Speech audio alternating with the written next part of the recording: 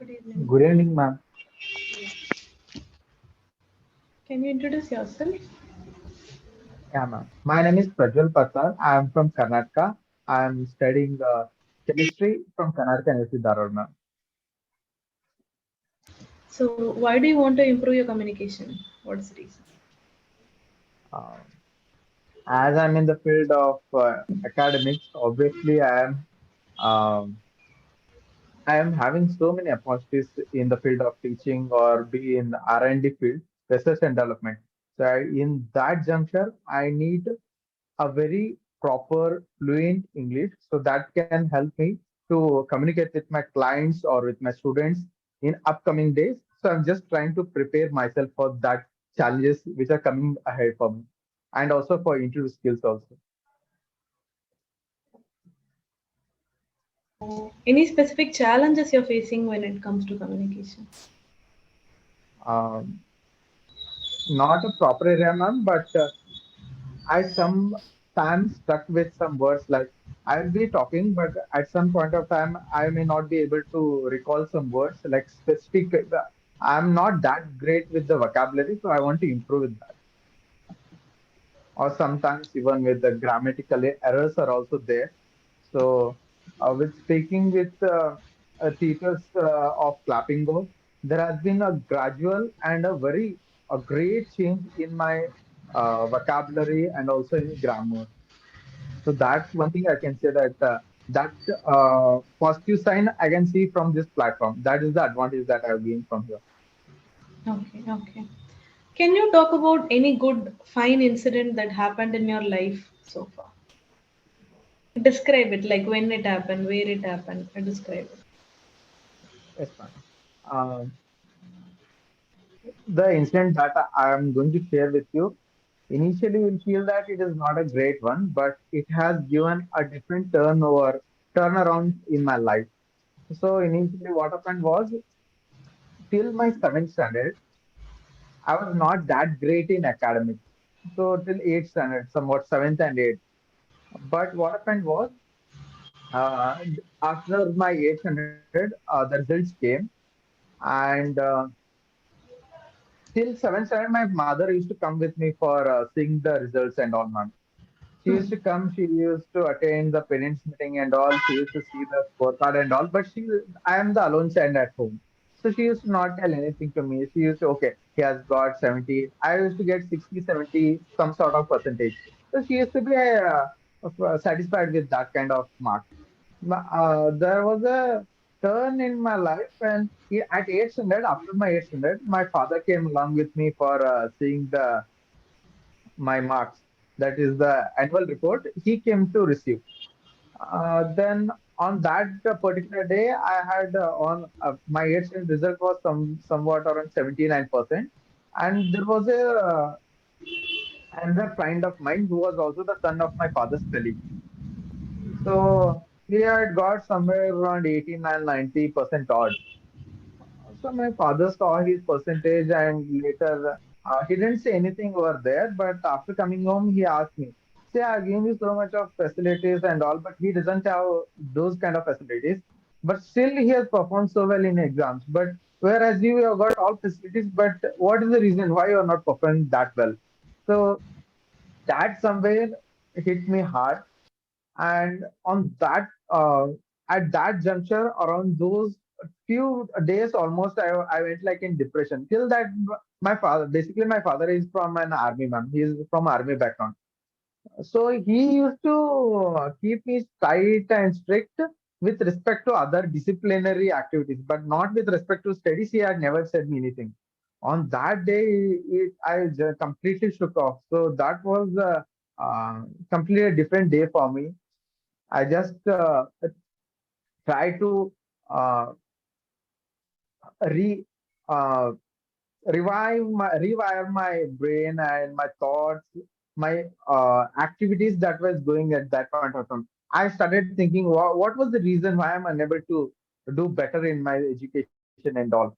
So some after his that life changing what I can say session, I would say some changes came in my life, and initially in the ninth standard, I started proper study. Like till eighth standard, I was more concentrated towards sports rather than studies. I wanted to become a cricketer. As every child of India wants to become, I even had the same dream. But after ninth standard, I started becoming more regular to my schools, and I started enjoying my studies. But what happened was, after 1 month of my ninth standard, our school had organized a study tour to Belgaum for Vidhan Sabha sessions, ma'am, parliamentary sessions. So we Okay, had okay. went there, and after we had watched all the sessions, Vidhan Sabha and Vidhan Parishad sessions we saw, and while coming back, I was just crossing the road of Vidhan Sabha. At that point of time, a ambassador car came and hit me. I met with an accident at that point of time. Then I got admitted to hospital. I was bedridden for almost 2 months. So those 2 months were the most toughest, and they were the most bad days I can remember in my life. But also I can say that those were the life changing days for me. The 2 months that I spent in hospital, there I actually started understanding what is the purpose of life. I have come on this planet. So till then it was like a musty go around for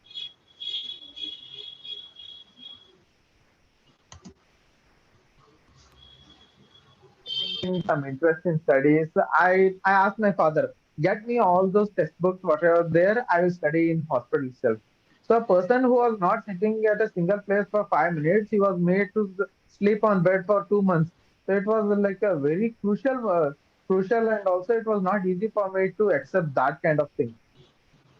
Then slowly I started enjoying the concept. I started reading the textbooks of my school academics. I started getting interest in that.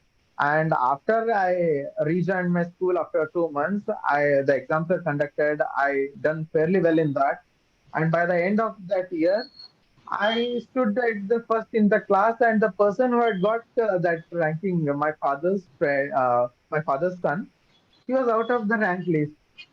To my surprise. Okay, So okay. So, what are your future plans? Short-term goals, my long-term future goals? plans, after completing my MSc, I want to join as a lecturer in one of my few colleges. And after gaining 2 to 3 years of teaching experience, I would like to enroll myself in PhD program now in organic chemistry. Okay, This okay. is my pathway. This is what my plan is for next 6 to 7 years. Already, I have started my YouTube channel since 2020. During the lockdown, I had started my YouTube channel and I have started putting the videos related to chemistry, mathematics, physics, basic videos, concepts of BSc and MSc level. I had already put, and there are somewhat around 22 videos. And because of that, I have got some recognition in my college, and also seeing my videos. One of my you do you know ma'am ABVP, Akhil Bharatiya Vidyarthi Parishad? There is an organization of students, ma'am. So it fights for the crisis and the problems of students. So that Okay. one worker of that organization, he is some padadikari of that. He came to me and asked me, "Will you give some? Will you take some classes for PUC CET classes?"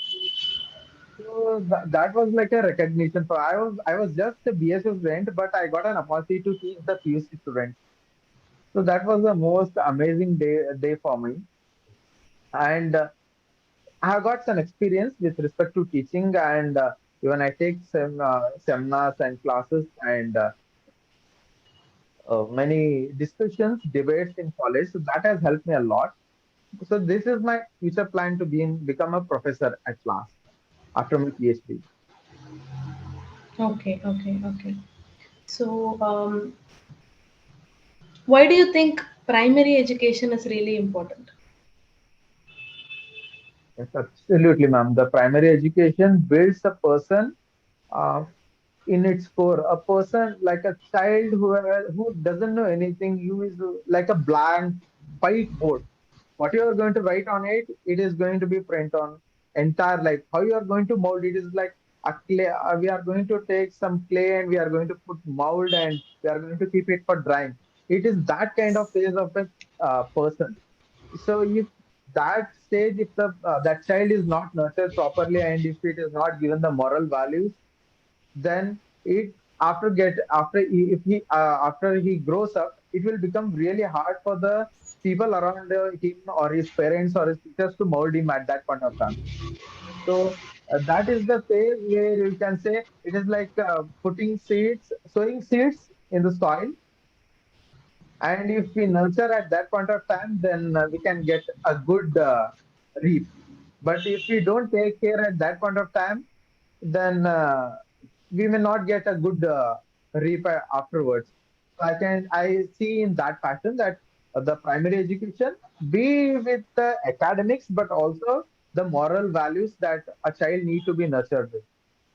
It's equally important now. Holistic approach. There should be a holistic development of the child, not with respect to only with academics, but also the sports, culture, and it is that phase of the child where we can develop the feel of patriotism, the feel of humanity.